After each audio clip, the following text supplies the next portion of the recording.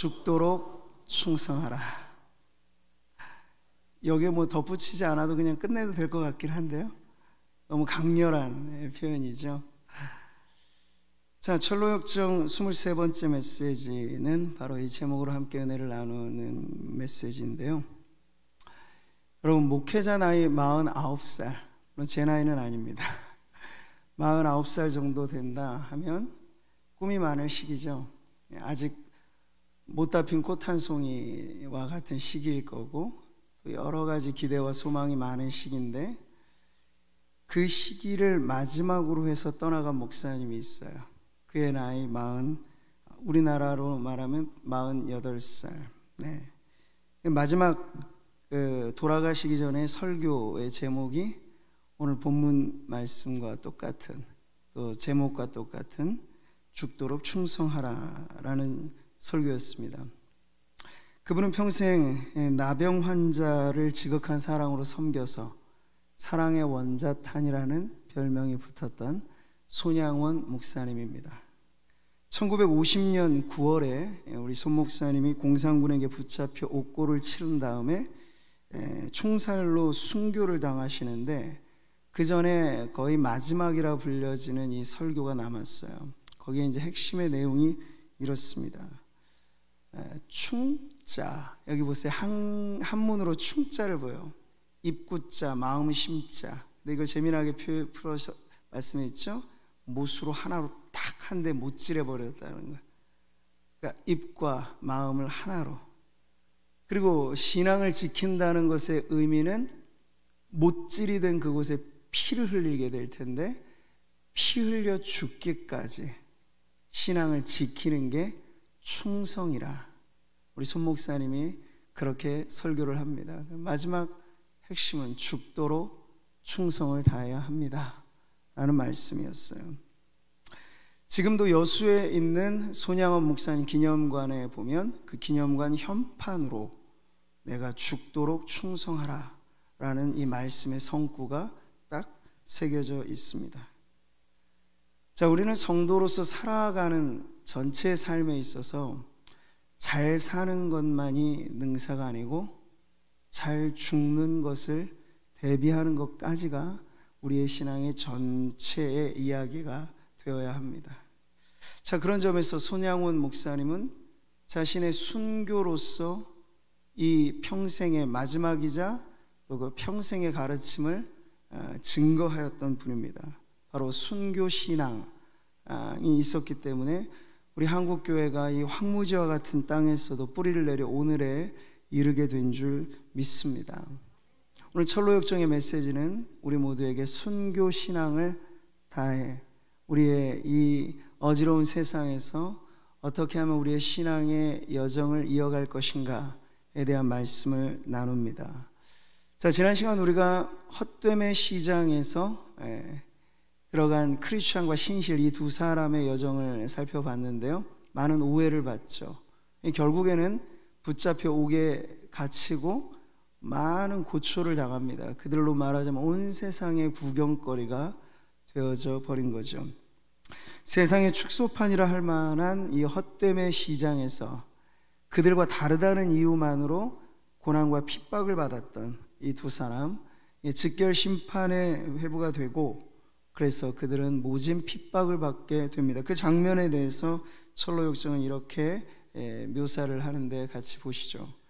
결국 두 사람을 데리고 가서 흙투성이가 되도록 사정없이 마구 때린 뒤에 철창 안에 가두어 온 시장 사람들의 구경거리가 되게 했다. 그렇게 두 사람은 한동안 그곳에 갇혀 사람들의 온갖 희롱과 욕, 분노를 받아내야 했고, 시장의 관리자는 두 사람을 보며 고소했다. 하지만 두 사람은 인내하며 악을 악으로 갚지 않고 오히려 그들을 향해 복을 빌어주고 덕담을 해주었다.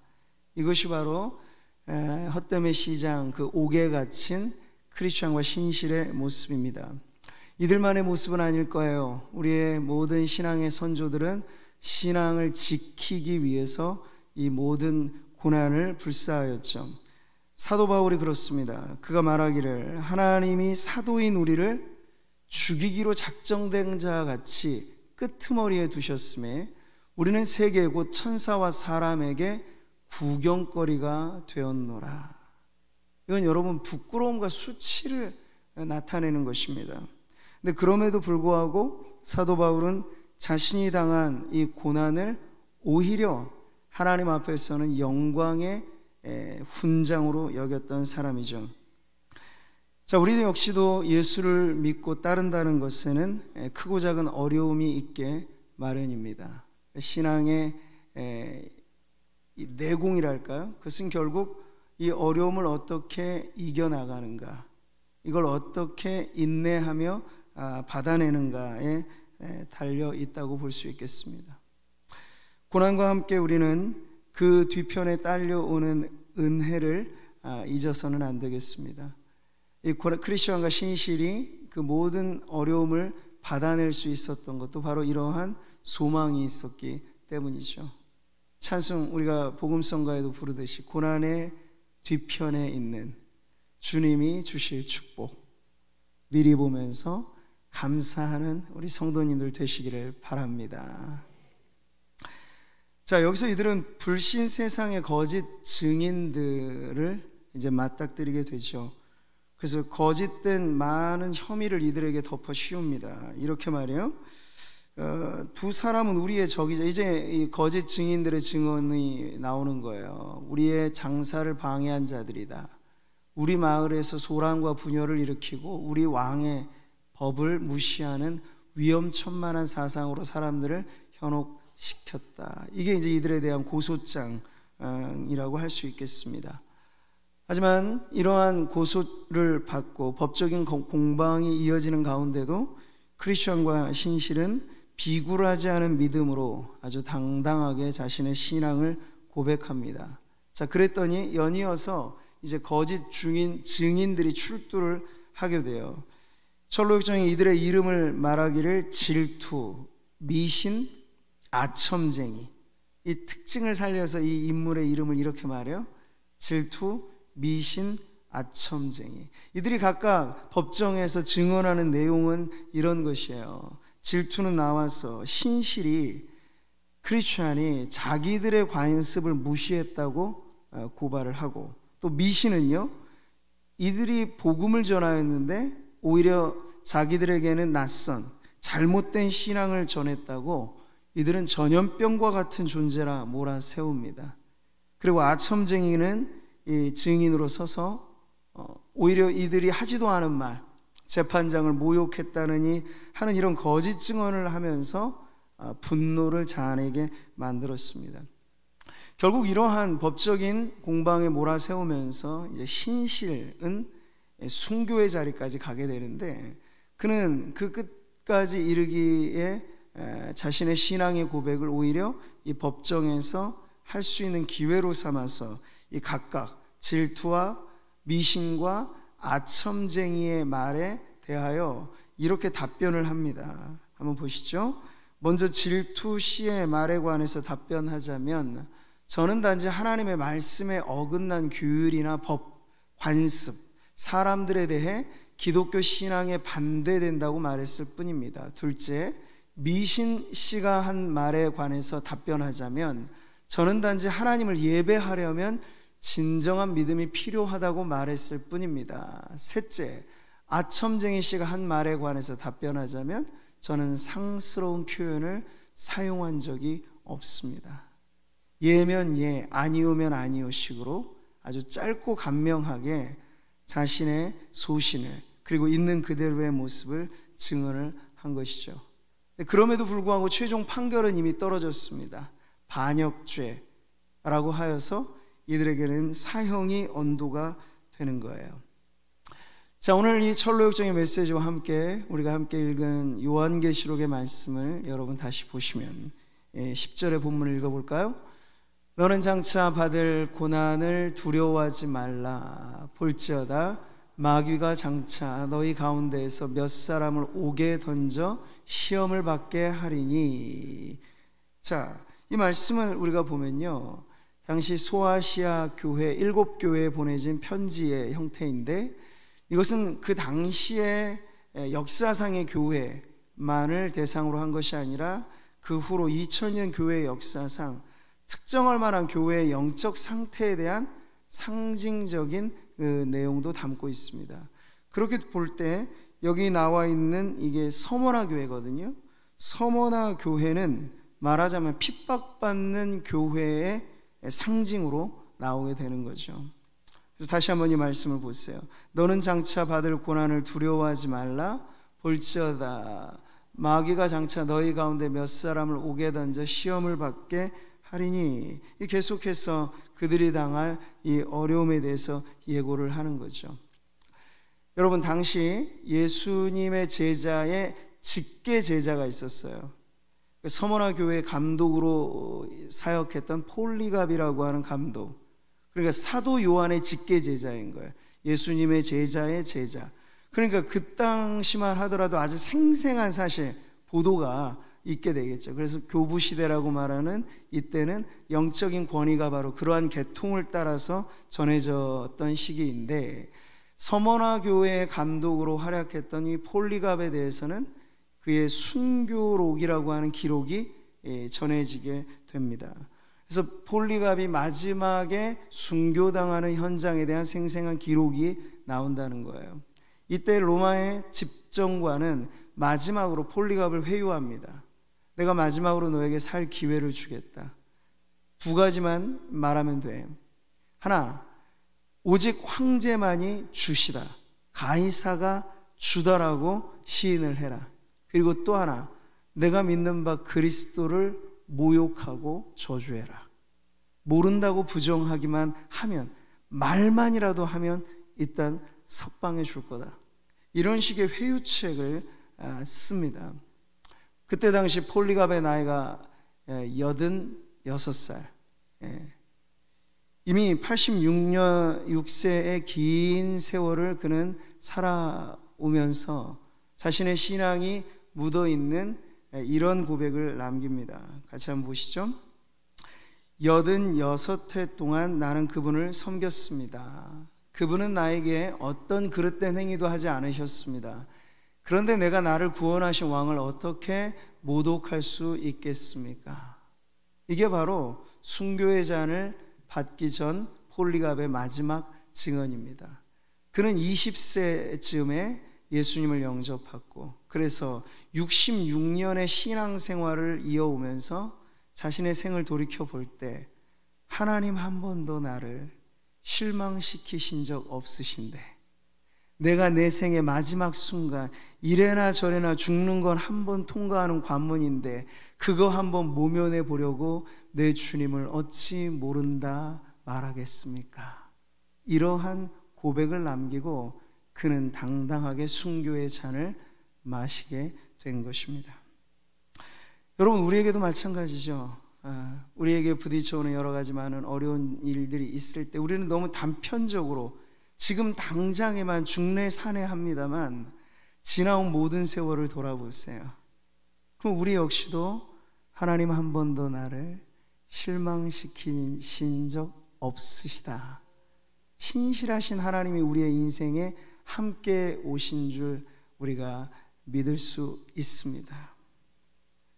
지나온 모든 세월들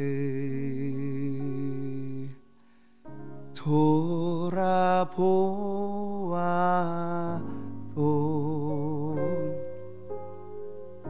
그 어느 것 하나 주의 손길 안 미친 것 전혀 없네. 하나님 한 번도 나를, 하나님 한 번도 나를 실망시킨 적 없으시고 언제나 공평과 은혜로 나를 지키셨네. 오 신실하신 주, 오 신실하신 하신 주, 오 신실하신 주, 내 너를 떠나지도 않으리라. 내 너를 떠나지도 않으리라. 내 너를 버리지도 않으리라. 약속하셨던 주님, 그 약속을 지키사 이후로도 영원토록 나를 지키시리라 확신하네.